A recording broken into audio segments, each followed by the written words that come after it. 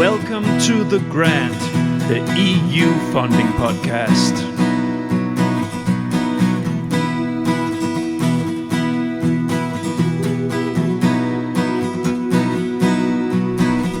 The Grant. My name is Niels Winter, and I'm the creator, editor, and host of The Grant. The Grant is an independent podcast initiative with the ambition to dig into all corners of the EU R&D funding system on topics of interest for the full EU R&D funding community. First, a short announcement. Remember that The Grant is actively seeking to join proposals and projects to develop podcast episodes for communication and dissemination activities. Don't hesitate reaching out to discuss. Now for this week's episode. Young professionals in this sector have a special place in my heart. I was myself fortunate to have very supportive managers when I was a junior myself. So, when I moved up the ladder and into organizations in Brussels, I noticed a tendency to treat juniors and interns as hard-working resources and very often treating them as servants, including the way they were being talked to. So, it is indeed part of this podcast initiative to support them and give them an audible hand. However, exactly because of what I have just mentioned, they are not easy to get into this podcast. But now I have one on board. Oliver Cressall is working as grants consultant for Venturenomix, and he is also engaged in other initiatives within this sector. He is hardly a junior himself, but it is not long ago that he was, so he knows. And he has an opinion about this, just like me. In this episode, we talk ourselves through all the concerns, challenges, hardships, and considerations that are the reality of being a young professional in this EU funding world. Please enjoy.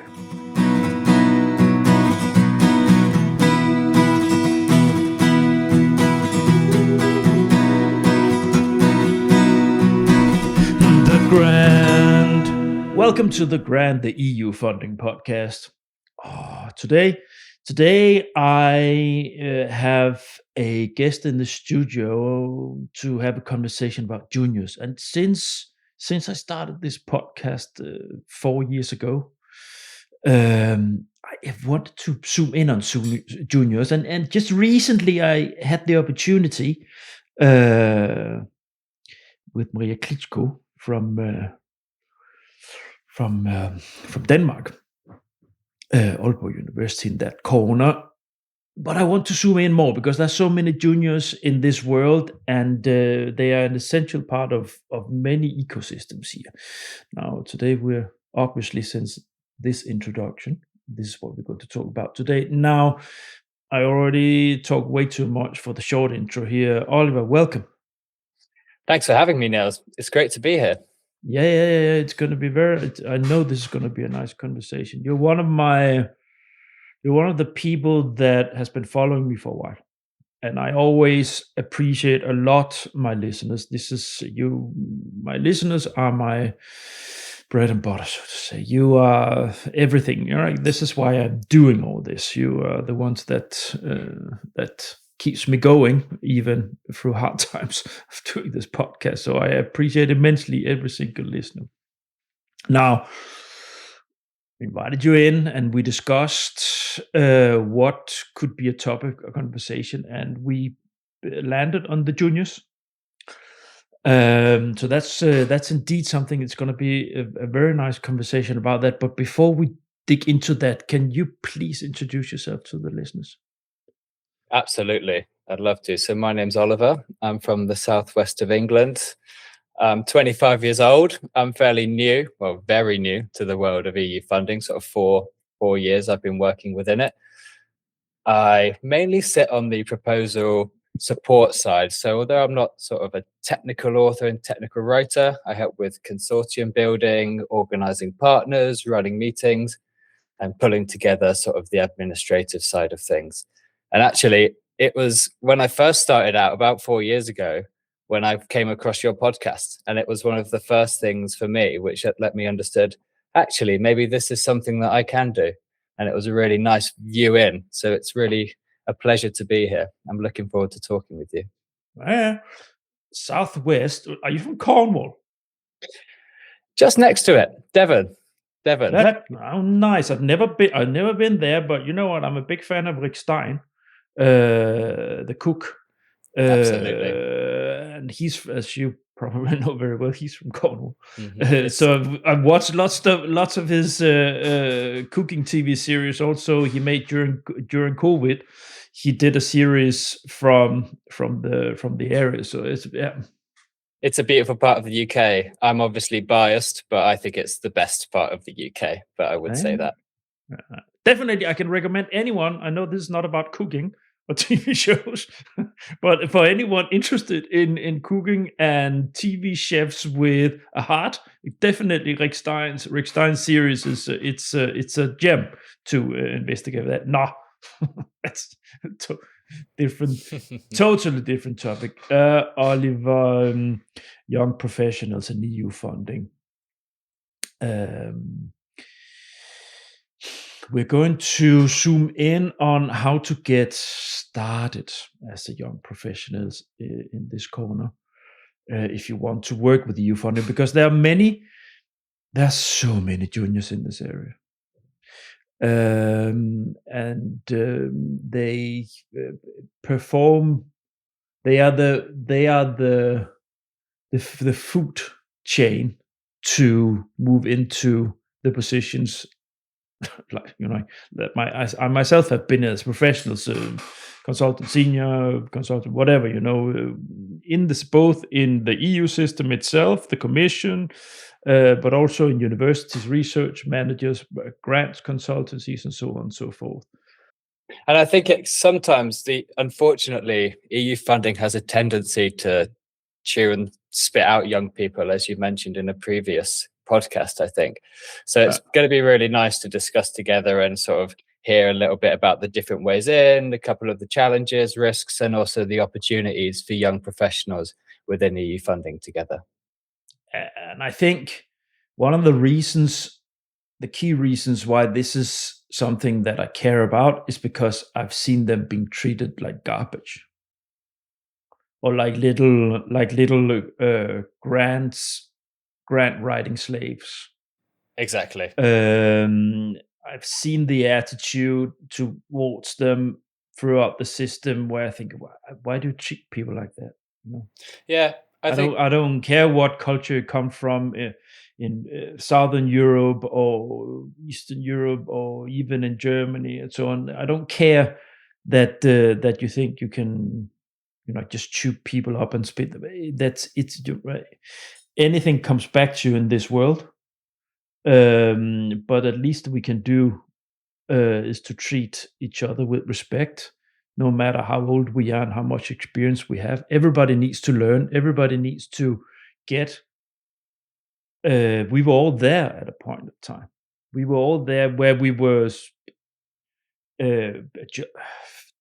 trying to get a hold of it, didn't understand anything about this, but just trying to understand, and what probably made both you and me come into a better place was because we had good managers that was realizing this without making us look like idiots. Absolutely. And we're all pulling in the same direction, right? We all want to get great science funding at the end of the day, and that's what it's all about. So yeah, hopefully we can have an interesting discussion about the importance of being supported, and from the perspective of both employers, people who are supporting young people, and also for young people and young professionals themselves, and how to get involved and get started within EU funding. So the first block we have here, we have labeled that the invisible barrier, and then quoting, "I'm not experienced enough." So, and this is sort of our entry where you share a little bit your observations from working with students and junior professionals. Amazing. Yeah, I work with, as you said there, a lot of students and juniors through a couple of charities that I'm either volunteering for or work closely with. And what I realize is that they can already exclude themselves often. And we're all guilty of this, I think, sometimes, of thinking that's not for people like me, that's for people who are older than me, or understand some of this language, actually, I think the EU's language can be a little bit, as you know, jargon heavy. You know, TRLs, work packages, lump sum, and clusters. For somebody who is outside of that world, it can feel a little bit like an impenetrable barrier, or this invisible barrier I think we talked about. And that message, I think it sends out to some people, come back when you're an expert, you know, when you've done decades and you've got years of experience under your belt, which for me, when I first started out, I definitely felt, and I'm still very much starting out, let's say. And I'm really remember a time for the first kickoff meeting I went to. Actually, it was in the Canary Islands for a Horizon Europe project. And I was sitting in this kickoff meeting with all these different countries and all these different experts, just thinking, I really have no idea what's going on here. And I don't know what all of these words are, what people are talking about. And I said it to an old colleague of mine who was much older, much more experienced than me. And he said, to be honest, Oliver, neither do I. Yeah. And it sort of helped me realize, actually, there's a lot of people in this room who are almost doing it scared. They're doing their best to continue, even if they may not feel super confident with it. And I think it's not talked about enough sometimes. I think people are sort of treated as a way that you need to understand the full system before you get started, rather than sometimes you just have to get started, right? Yes, I think the truth is that we all struggle within this system. Yeah, exactly. There's so many things that where there are so many corners that I don't have no clue. I would be a junior, so to say, if I had to step into some of those. If I would supposed to be working for a funding administrator, say, for the commissions, I would myself be, because it's the other side of the table. So I would need to learn a lot of things myself. That's just an example, you know. Yeah. But even within templates, how the guidelines on grants, calls and so on. So there's still corners where, you know, not so, and I would be humble enough to say that I would need to ask for help. Yeah, and you know what? I think there's a real beauty in that as well, right? Because it's such a sprawling beast of an entity, and it's so many corners and so many avenues that one really can never expect to understand and be an expert in every single field. Actually, I don't think anyone would want to be an expert in every single field. It's exhausting. But what it does mean is there's some really interesting conversations with people in some really interesting circumstances. I was in Brussels a few weeks ago, and I bumped into somebody at a hotel who was working for the University of Oxford, also in EU funding. But we just managed to have a really in-depth conversation about looking at the same thing from two completely different perspectives. So it's quite an enriching thing, I think, as well. If we look a little bit on the young people we met, and what we have dotted down here in the rundown is you have this, and I, especially with this podcast, when I try to get juniors on the show, they don't want to. They love to be invited. They love the fact that I care about them, but they don't want to flag themselves sharing what they don't know, because they are so afraid of how they're being perceived by their employers and co-colleagues. Yeah, it's that fear of saying the wrong thing in public. And I think people are often afraid of saying anything in public because they don't want to get it wrong, actually. And it's really a shame, because that's where we learn. That's, I think, you know, you either win or learn a lot of the time. And if you're built and you have the expectation that you're going to be judged for every single thing you say, then you don't get to have the really critical conversations with yourself and with others, which challenges your beliefs and moves you forward. Yeah. I had the idea to make a junior network as part of the podcast, but I had to drop it. Why did you have to drop it? Because I couldn't get them on. It would be part of the podcast where you would share, where juniors would share the doubts, the fears, the challenges, and so on and so forth. But they exactly don't want to share that in the open. Yeah, and And because it would be a lovely resource. I know it would be a lovely resource for so many people, but I can't get anyone to wanting to share in public their doubts and fears and challenges, and so. Yeah, that's a really nice idea. And the other, just to finish on this point, I think for my generation as well, we've grown up in a world where everything is almost online, with screenshots, there's Yeah. social media, everything's kind of recorded. And I know we'll talk about this a bit later in the podcast, but it's this panopticon effect as well, the panopticon, in which case they always feel like they're being watched, which, Yeah. it's a shame. Yeah. It's the effect of technologies. It wouldn't be the problem 20 years ago. But then again, there you wouldn't have podcasts.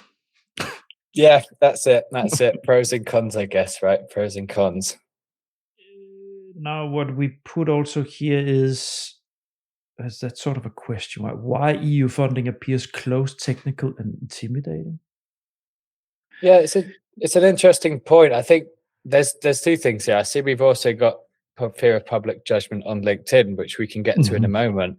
But for me, the EU funding, it's such a paradox to me, how something can be so forward-looking, so innovative, so looking for new ideas, when at the same time, actually, in some ways, slightly conservative and quite closed for some people. The question of why is a good question. I think it lies in the nature of how it is to actually get the funding. Because often to actually get the funding, you work together with somebody you always work together with or work together with for a long time. In established networks, established structures, networks that you don't want to destroy. You don't want to put poison in the well. And that is probably sieving down to the message to juniors that this is very important. This is, it's too important for you to fuck it up because you're junior. Because this is a lot of funding, we are reliant on this and this and this. That's just one thing. That and it might not be true for all, but I think there is definitely an element around that. I agree. I think you're right, and I think also for young professionals, it's sometimes really hard. Actually, how do I meet new people in order to learn more about this world and to create some of these networks? Because another beauty of EU funding is the collaboration aspect of it, right? And it's one of the amazing things which sort of sets the EU apart in so many ways. It's hard to know, actually, I'm looking online and seeing other people doing these things, and how do I get involved? And that is especially, I think, apparent on platforms like LinkedIn, for example, because they can be great in so many ways, but it can also feel like that people don't want to embarrass themselves, as they said, and people don't know where to start. And people are afraid of taking that first step, I think, because they think everything needs to be polished, professional, down to the absolute letter.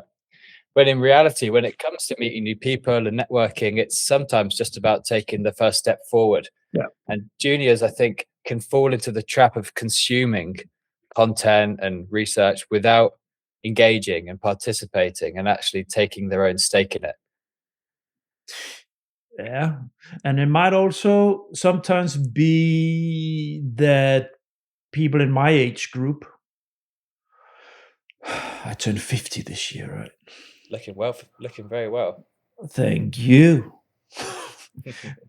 That we don't appreciate enough how strong the younger generation is using technology, and exactly the like SoMe and all these like connecting technologies, how strong they actually are in using them, um, in our approach with like it's just throwing balls, because many of these things, if you ask a younger person in their 20s to carry out, let's say, on the communication part, dissemination part, I think they could come up with lots of great ideas or ways of doing it, approach wise, tone of voice, right? Like it is, yeah. They know how to do this because they did it since they came out into this world. Yeah? Technology was there.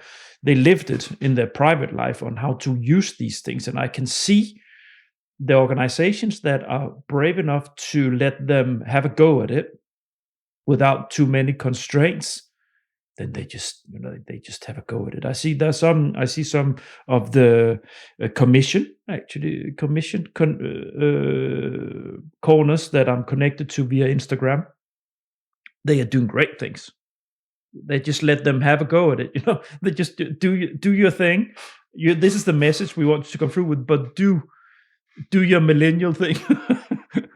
your millennial magic, and so it's I think there's yeah, it's the world we're living in more and more as well. And I think if you're really trying to hold on to the old structures and to the more traditional ways of engaging with people with DEC in terms of the social media aspect of things, the world has changed, and it's changing even quicker and quicker. So for people to be able to have the freedom to explore, to use their knowledge, because when I was from as long as I can remember, I remember more or less social media and engaging with people, and that term digital native is something which I think a lot of maybe the generation who have been in this world for decades and decades, by listening, can also get a lot from as well, and can reach different parts of society and different areas and demographics which otherwise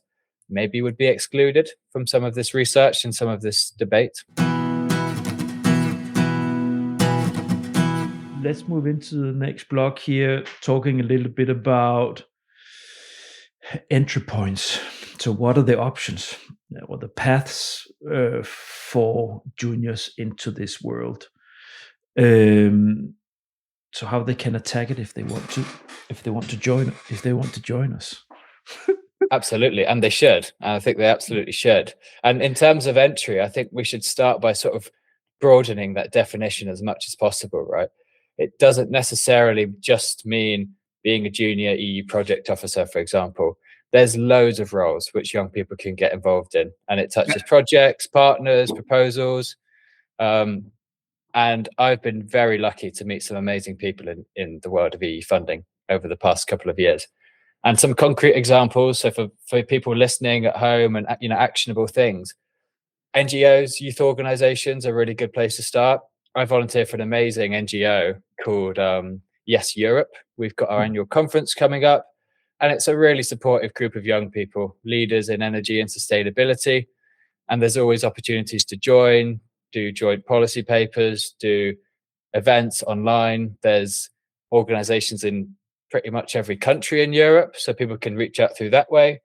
There's small, for example, consultancies that can support proposal writing and partner searching. Reaching out to them is a good place to start. University projects, support officers can actually help students or recent graduates with bids. Obviously, traineeships, the infamous Blue Book. There's also the Eureka traineeship I've seen recently that are competitive, of course, as these things are. But that's also a nice way to meet new people and connecting with people who have done some of these programs, and asking them, actually, what are the ways in which that you've grown from the traineeship? What was your experience of it? And I think more and more, one thing I really want to get across to yourself and your listeners is people will be happy to talk, and they'll be happy to have a conversation with you, and actually are very open-minded. I've been very lucky to to meet some amazing people, as I mentioned earlier, who have been so generous and kind with their time, with their knowledge and experience. But you have to take initiative to message them, and reach out to them in the first place. Yeah, so I think the good news it is that there are plenty of entry points. Well, now you just list some of them, but if you have a writing itch, then you have plenty of grants consultancies. Yeah, Exactly. Because they need juniors. You just need to not be afraid of leaving if they treat you like shit. That's it. Because you have that it's just I'm very leave. There's always use for a junior somewhere for writing proposals. Don't worry, you can always find a job. Really, I mean it. It's and there's enough remote options also. So if it's not exactly where you live, if you run out of options there are so many grants consultancies that accept you to remote writing, hybrid.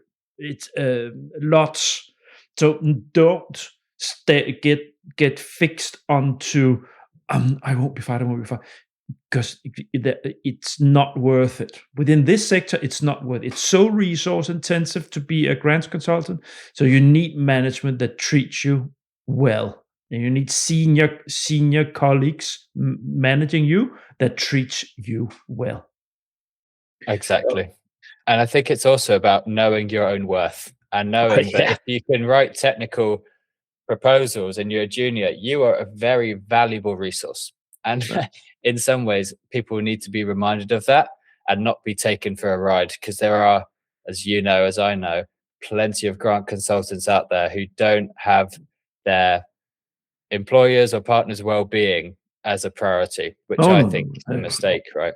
Which is a shame. It's really a shame. Yeah, they just need to have it the hard way that people leave them all the time. That's because if you don't take care of your colleagues when you're sitting with this, then you don't deserve that they work their asses off for you. Exactly. You need someone who has your back always and will walk an extra mile for you, so you will walk an extra mile for them. That's how this is supposed to be. And those are the good consultancies. You have them. So they exist. They exist. And managers who have went all the way, or even directors that have went the way that you did, they started as juniors. So they know how it is. That's the people you need to work for. Well, other ways in, just my way into this was I became an NCP. Of course. Yeah. Working for government for a government agency that was sitting with the NCP function and program committee responsibility for the Danish government. Of course, if you don't live in the capital of whichever country you are, that's of course no. But it's just to say you have these kind of things. So it's the government part, regional authorities sometimes have support within for EU funding, and then you have the universities. Yeah, exactly. Research management offices, project support offices in research.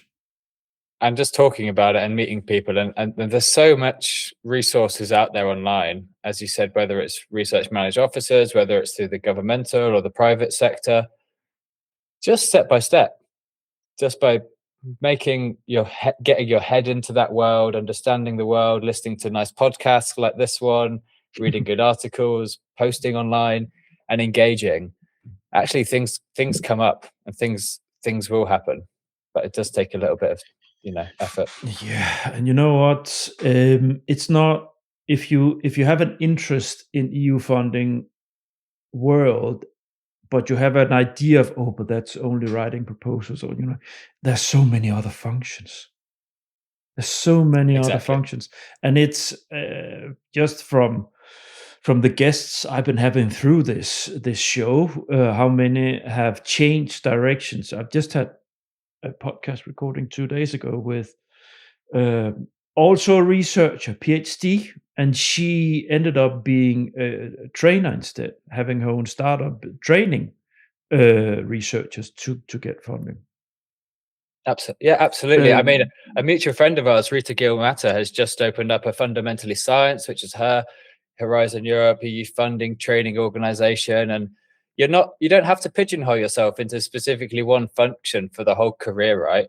It's just getting in there, seeing what's around, speaking to people, and really deciding. I think for me, it's about what are your values, what are the priorities, what is it that you're also good at and that you can contribute, and then almost reverse engineering it through that. And then, of course, it's also, as we have here in the rundown, you don't need to understand the full system. It's very important that the most important thing is that you calibrate with the area that you step into, and that you think that it is something that gives you something back, is inspiring you. Now, everything within this world has rough tasks, but any job you get in this world has stuff that you don't like to do. This is so it's and I have never met a junior that didn't understand that you have. I have actually met some juniors that didn't understand, but they didn't work there very long. But but this is a matter of approach to work, right? Work ethics. Like, so you have good tasks and then you have crappy tasks. I also have them as a podcast. Don't worry out there. I have things I don't like to do very much, but I have to. It's like this. But indeed, when it comes to EU funding, also, you don't have to understand everything. The most important thing is that you step into that space of what that is, and that you explore that and see how that works for you. And you have, and I think on top of that, there's a sort of idea sometimes that you need to, exactly what you're saying, understand the entire world before stepping into it. In reality, you step into it and then you learn. You don't need to learn the whole rule book before you join the game. You learn most of the rules as you're playing them, as you're going along, right? There's a nice saying I heard once, which is ready, fire, aim. I forget the name of the person who said it, but essentially sometimes you go in, and then as long as you're open-minded, you're curious, you're reliable, and also in reality you work hard a lot of the time, then you get to learn about it, and that's when you really become an expert or deep into it, and you can get out whatever you're looking for from such a career. We have covered this. Is there anything else we need to? I think that covers it nicely, to be honest. The main things for me is just don't feel like you have to get every single detail right before you get started. You just have to sometimes dive into the deep end, and then you'll be supported by people. There's really wonderful people in this sector, and as you said, a lot of people have been juniors already, so they know some of the issues and the struggles that come alongside that as well. I think if we wrap up the entry points, do some research yourself if within what you would like to do. Like, there's a lot of things to do. You feel free to reach out to me or to Oliver here if you want to be inspired. That's fine. You know where you can find me and Oliver, and I will put also something in the end of this episode where you can. So that's yeah.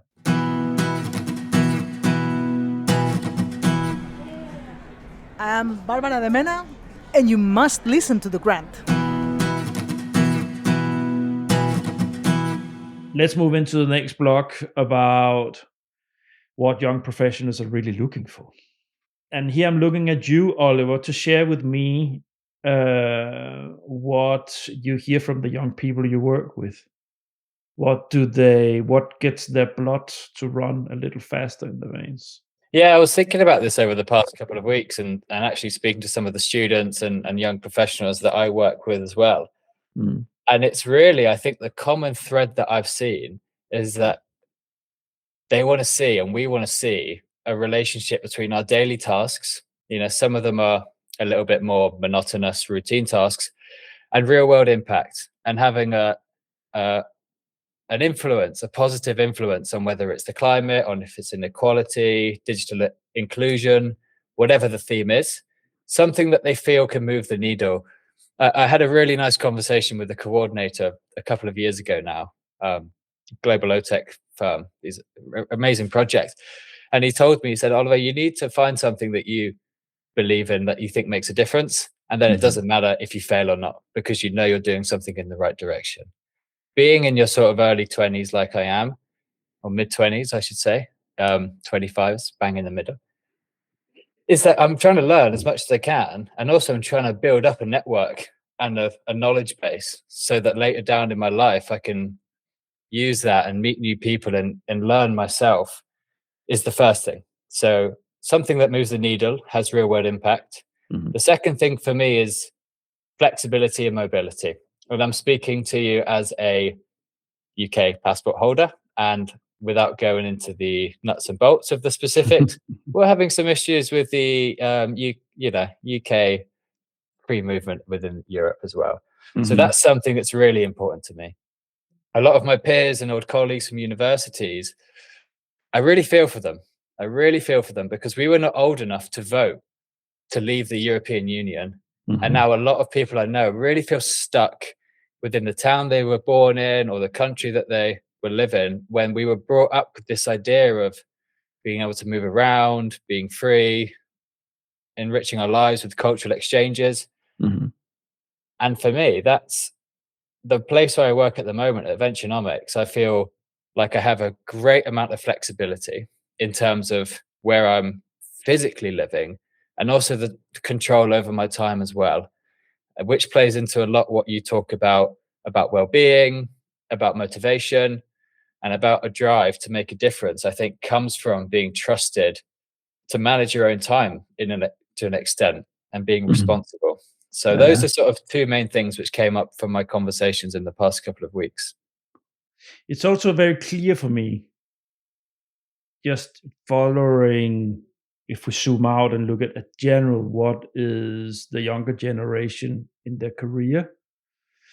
What are they focused on? I've worked, before I worked for Hydrogen Europe, I worked for a municipal association in Denmark. And one of the things that we did was projects supporting youngsters towards vocational training within the green area. Wind turbine technicians, hydrogen technicians, these kind of engineers. And so there was a lot of going on activities with going to high schools, going to elementary schools, and there's a lot. This generation is a generation that is very captured by the challenges of climate and sustainability, circular economy, all of this, and they want to be a professional that it's not a paycheck. Yes, it's also a paycheck, but much more than my generation, that is an idealist element in what they do and their career choices. So that's my own pickup in relation to this area. That's of course been combined with the getting closer to being able to realize some of these technologies that can help that. So that's of course something that speaks to many juniors, if you have an interest in this area, is that they can actually make a change. Absolutely. And I think that was something which I was always taught growing up, is this climate crisis that we're in. And it was, leading in the news almost every week when I was a teenager, and over the past few years. The discussion is changing slightly now, and I think that's probably fallen a little bit further down the agenda, let's say. But it's exactly what you're saying. It's not so much about having a snazzy title or building up the CV. For me, I can speak for myself. It's on Monday morning when I come back into the office, I'm motivated. What I'm doing here is making a real difference, and it's making a difference to people's lives, to the planet, to people. There's a really nice saying I heard again at a previous company I worked for, which said, it was a grant consultancy, and it said, who's our number one customer? Our number one customer is the planet. And actually, I really liked that, because it sort of made me think, yeah, this is why we're turning up to work every day. Obviously, in reality, you have clients and and people, the partners and stuff you work with. But as a sort of guiding principle, I think it's really nice to frame that in the broader context of things as well. And I think the fact is, if you want the generation that are juniors now, if you want them to engage and be good professionals that tap into this and stay and develop themselves into strong professionals, they need that to fold out, or they will go to other corners where they can live this out as researchers, or to the UN or whatever. They don't. It's not something that they will trash to the bin eventually. That was bullshit with the climate. Now I'm just, it's something that will. That's what I predict anyway. It's going to stay with them. It's going to guide them in what they're doing, and the choices they make.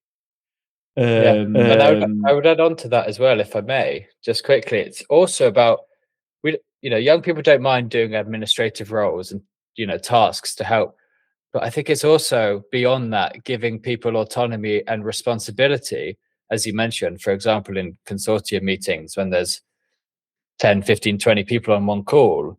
You can be taking minutes or you can be guiding, but also people asking you, what do you think about this?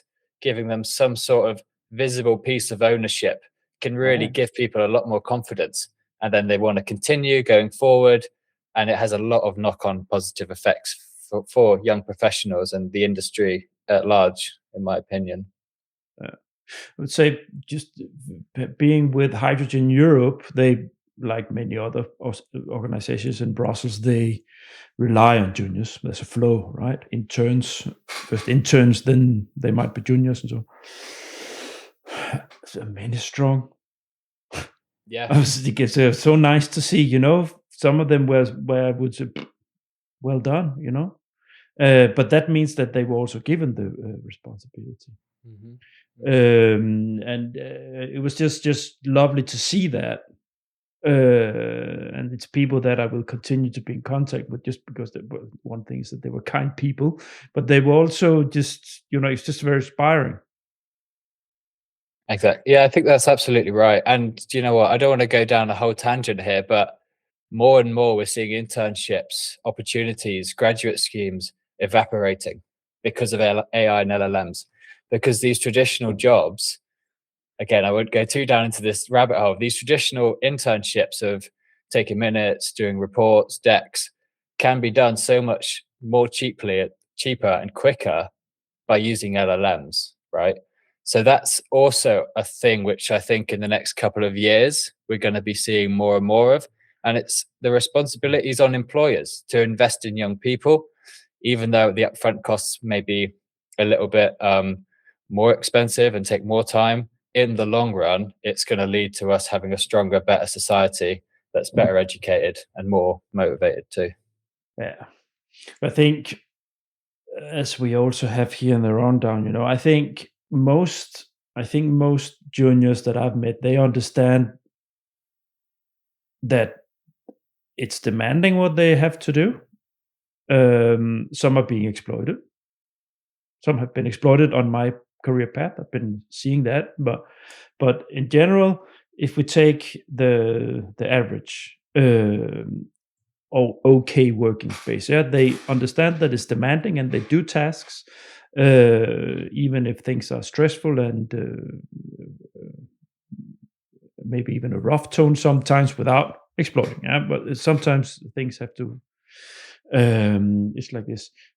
But they, at the same time, they do it because they understand that there's two sides of a coin in this world. So that's nice to see, I must say.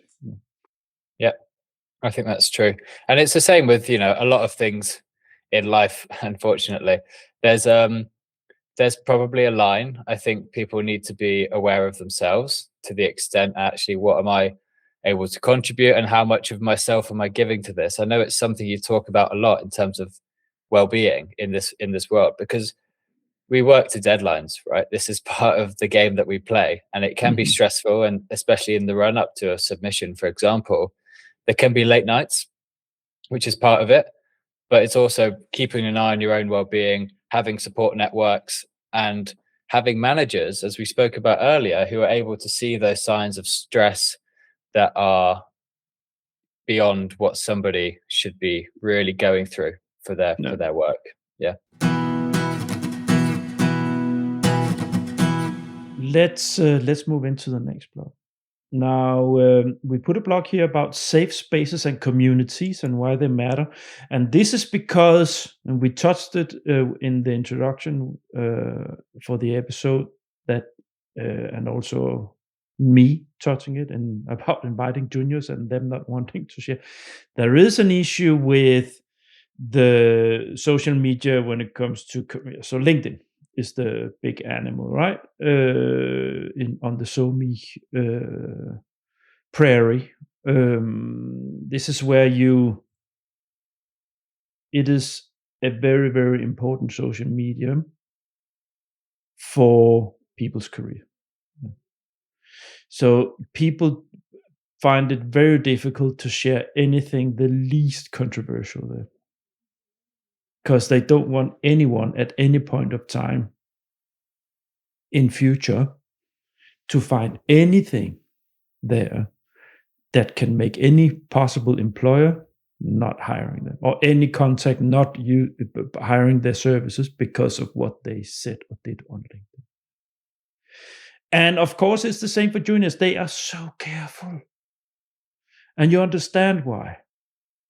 But we need to talk about what can we do then, because I would love them to share things. But so, what's your take, Oliver?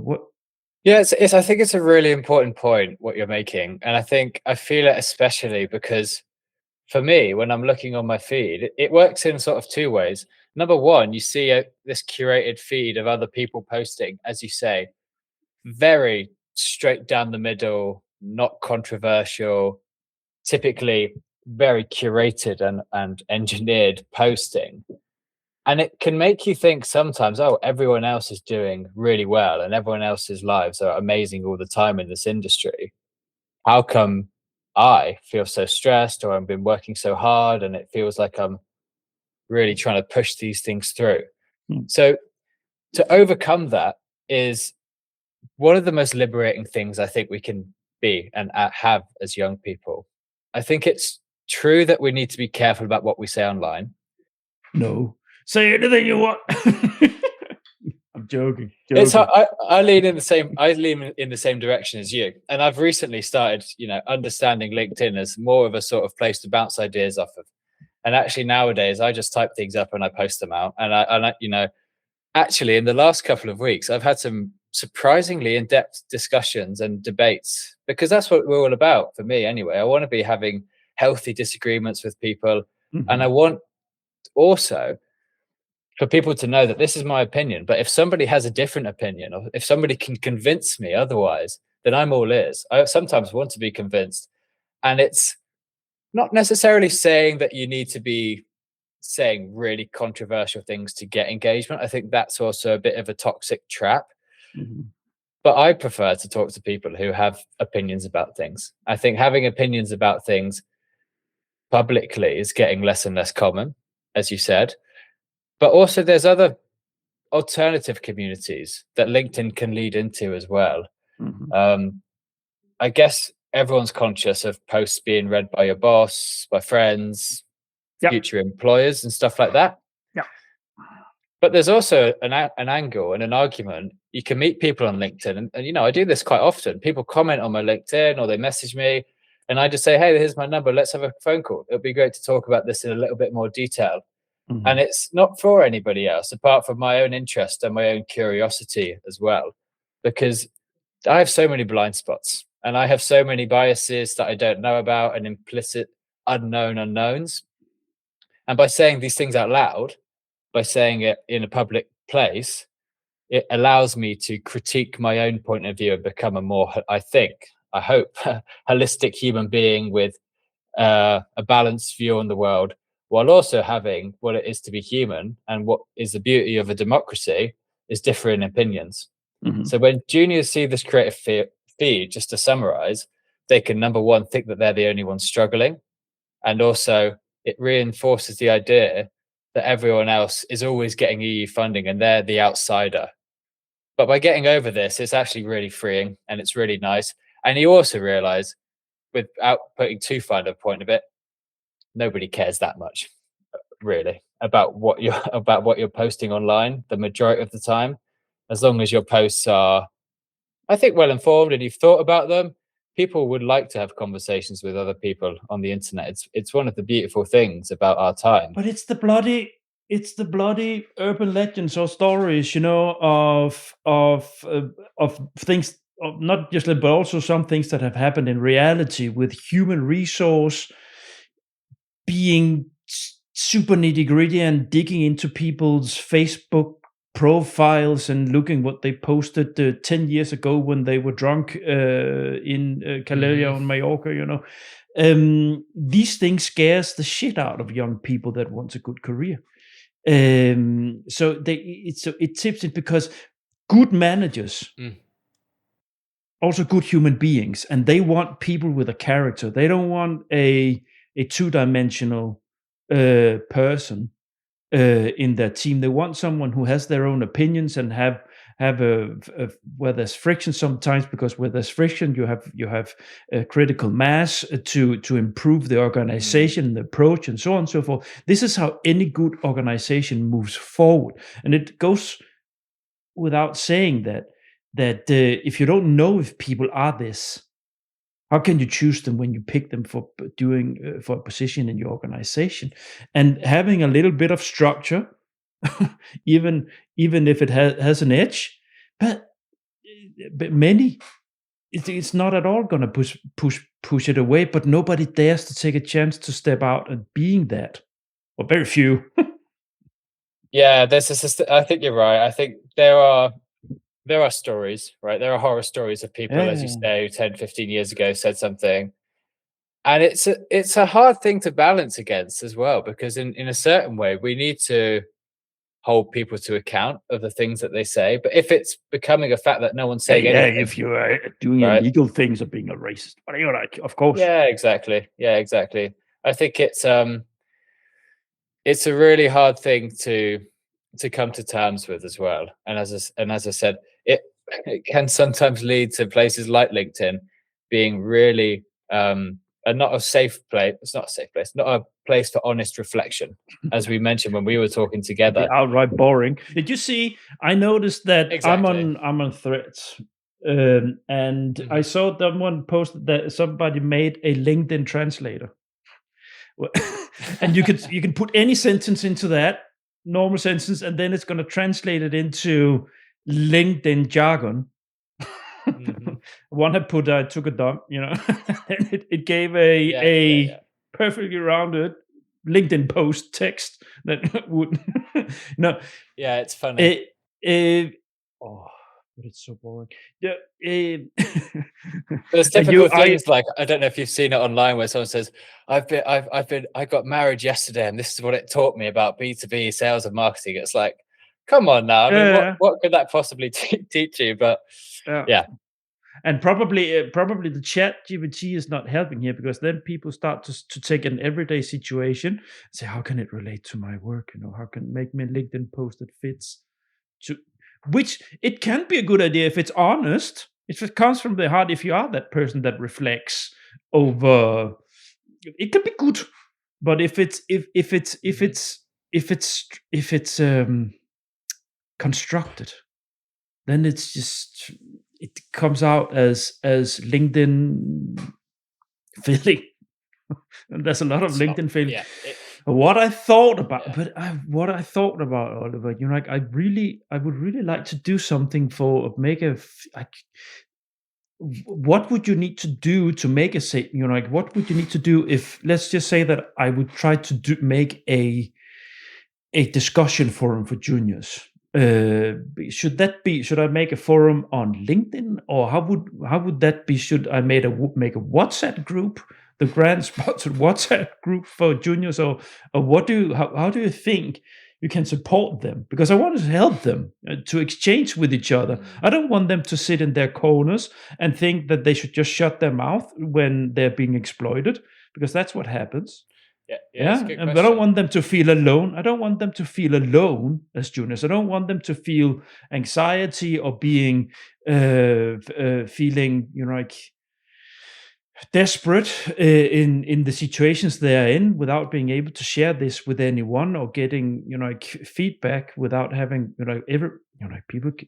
Then of course they ask friends and family for advice in that situation. But a lot of people are sitting alone with these things. What do you think? Yeah, I think in terms of the platform that you use, it's important. I think WhatsApp groups more and more in communities have become a quite a nice place to share, actually. I don't know about you, but I use WhatsApp as my main sort of communication tools for friends and family and colleagues sometimes as well. Hmm. And I think that would be quite a nice way. You can set up, for example, a WhatsApp community online, and maybe you can have some sort of regular drop-in sessions where people just share what's going on, maybe post-submission catch-up so people can share. I saw you did your Erasmus Plus therapy session recently, which things like this, where people can talk through what their experiences were. LinkedIn, I think, is too, what's the word I'm looking for?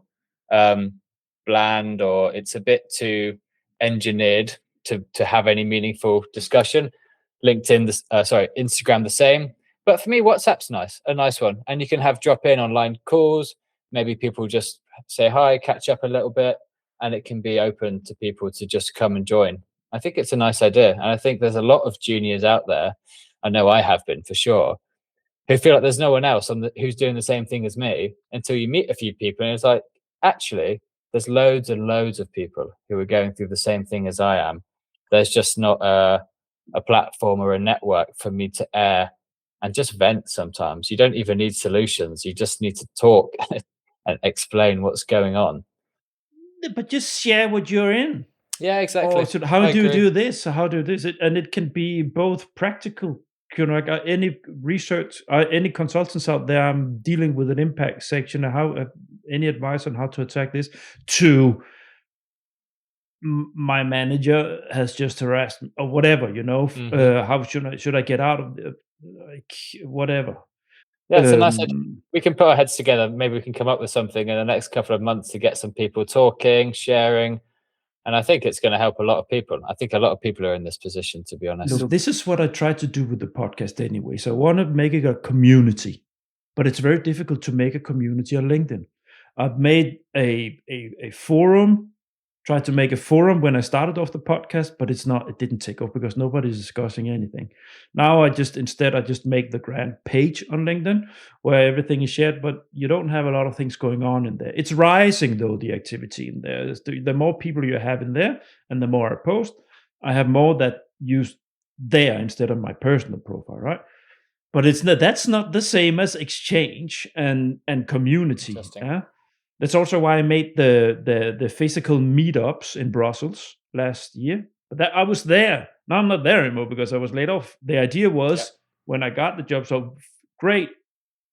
I didn't have the thought they would lay me off, right? I thought, okay, this is a steady position. So now I can on a regular basis make offline activities building up the community. Now that's not an option anymore because I'm not there anymore. But this is what I try to do. It's actually what I try to do because it has a huge value to build up a community where everybody understands what's going on. But it's rough. It's not easy. I can tell. It's very difficult. I mean, if it was easy, everyone would be doing it, and there'd be something already, right? I guess so. It's being consistent, and from what I've seen, what you've been building up is a really nice following already of people. It's just getting to the more meaningful interactions and conversations, I guess, which is not straightforward. I would say that. Part of it, Oliver, is also to invite my listeners like you into it. Yeah. So my listeners feel that there's always an open door with the grant. If you like what I'm doing and you have something to share, come on in. It's part of it. As I said at the top, we're all pulling in the same direction, right? We all want the same things at the end of the day. Well, I hope we do. No, we will discuss that. Sorry if we're chatting too much out there, but it's all for the benefit of you guys. Yeah, hopefully people are getting something from this. It's been a really nice free-flowing conversation for me so far. I think we've covered a lot of important topics for young Now, people and young professionals.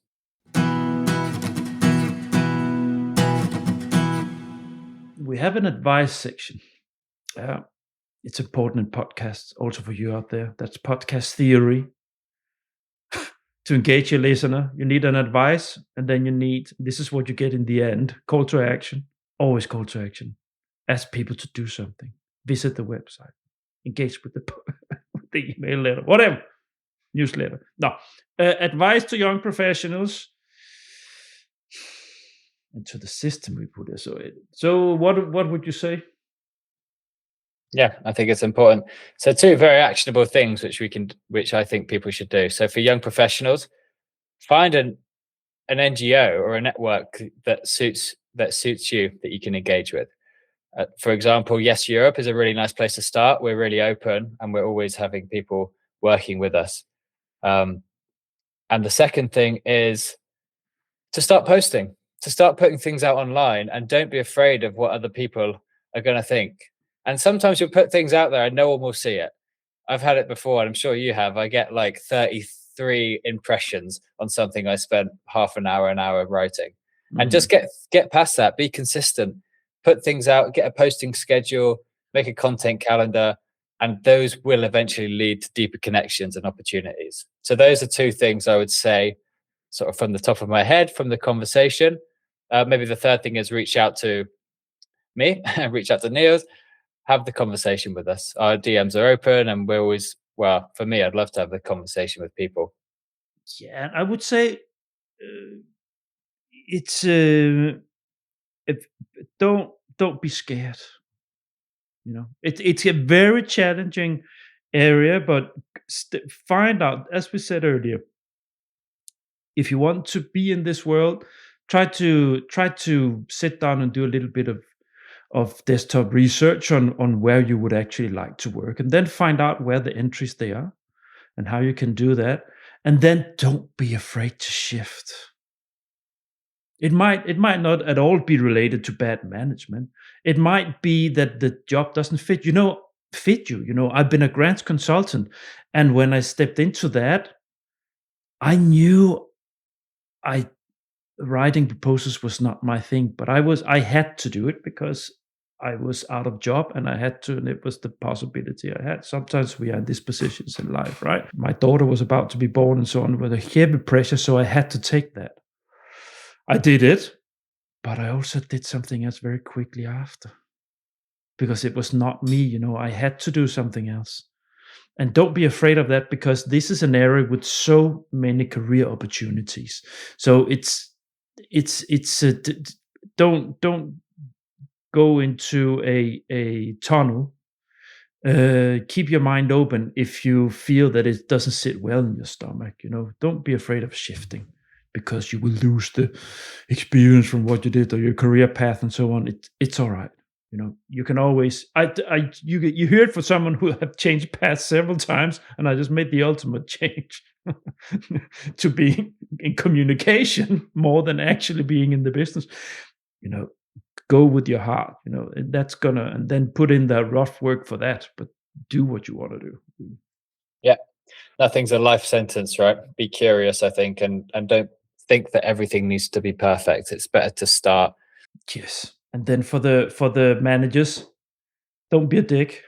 Pretty much.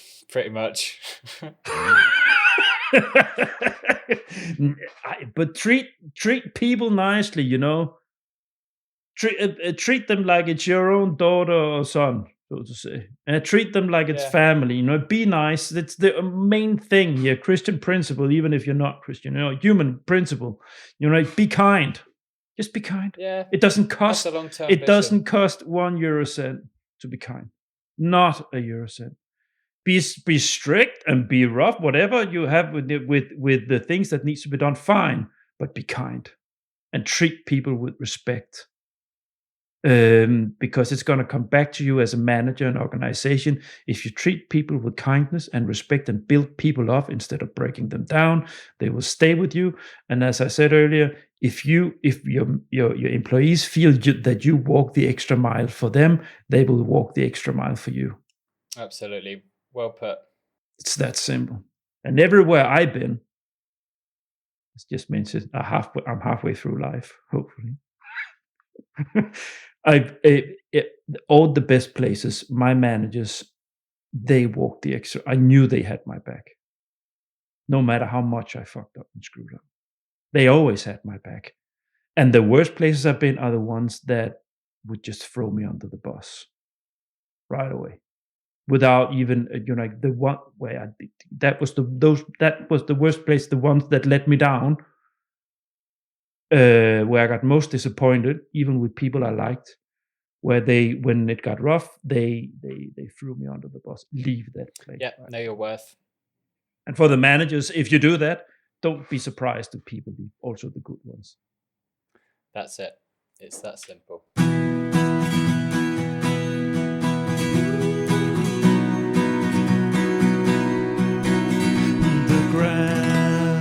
Now, Oliver, toughest challenge? I put toughest challenge for young professionals to get a foothold in this sector.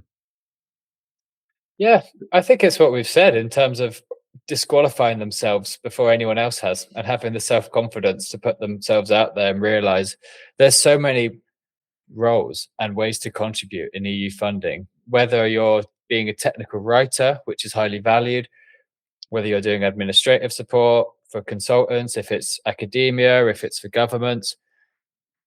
Putting limitations on yourself for young people, I think, is more and more common, especially with social media. So I would say for me, it's that's the first challenge. The second challenge is also a systemic challenge.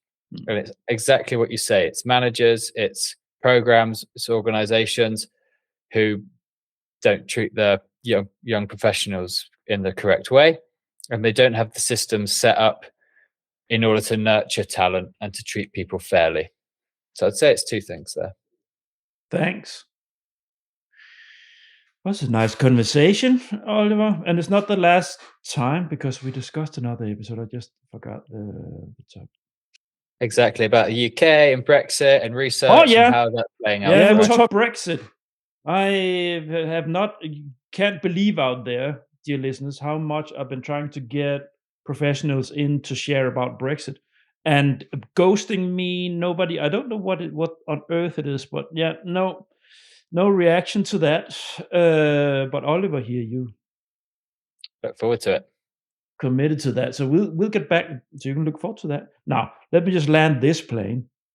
Thanks for listening to the end. I really hope you enjoyed this, and I really hope a lot of juniors have been listening to this. And if you are not a junior yourself, but you have a junior colleague, share this episode. Please share this episode with them. And you know what? Oh, I'd love for you juniors out there to come back to me or Oliver to share with us how you would like us to shape such a safe space, a community sharing group, whatever, WhatsApp. I would love to have that kind of feedback, but it's so nobody gets back to me when I say this. But please get back to me. Please get back to me and share what you'd like, because we really want to help. No, that's that. Now, if you like this, go to thegrant.eu. There's lots of content. Not so much for juniors, as mentioned, but there's lots of content to help juniors. Yeah? There's I have the timeline series on how to write proposals step by step. I have the implementation series. It's not done yet, but there's a lot of content there on how to implement a project. And then there's tons of other stuff that can help any junior that sit with these things. So go and check it out. And going there and you think, wow, this boomer, how did he do this? So nice what he's doing. I'm not a boomer, I'm Generation X. From the cool generation that has to make everything up myself now, ourselves. Go, if you like this and you want to support me, you can, there's an online form on every single page there to be connected to my newsletter. So thanks in advance for that. Finally, LinkedIn, as we discussed here. If you connect with me on LinkedIn, that's where the fun is. And that's where the flow is. Also the grant page there. Every information is thrown out there. And I'm also on Instagram now. So you can go to the Grand Podcast. That's the handle. You should find me if you want to try to share a little bit more lowering shoulders information there. Short videos, photos from my nice neighborhood here in Costa del Sol, Palms Beach. When I walk around, thoughts and reflections about being a podcaster. So, that's that. Oliver, thanks. Thank you. My pleasure. Do you have an Instagram account? I do. LinkedIn's probably the best place to get me on Oliver Cressall. I'm sure you put the contact details in. It's been a really nice conversation. I've been looking forward to this for the past couple of weeks. And I hope we can do it again sometime. Oh, we will. Talk about Brexit. So that's a cliffhanger out there. So let's say goodbye to the dear listeners. Bye. Bye. Take care. Thanks for listening to this episode of The Grant. All the Grant episodes have their own site on the Grant website. You'll find the link to the episode site where you listen to your podcast. On the site for this episode, you'll find a link to Oliver's personal LinkedIn site, and you'll also find a link to Venturenomix. We want to connect with you as young professionals. If you think a WhatsApp group is a good idea as a platform for secure exchange, please let us know. Contact us through LinkedIn. Next week, I have a very strong guest in to talk about new ways of approaching dissemination. You can indeed look forward to that.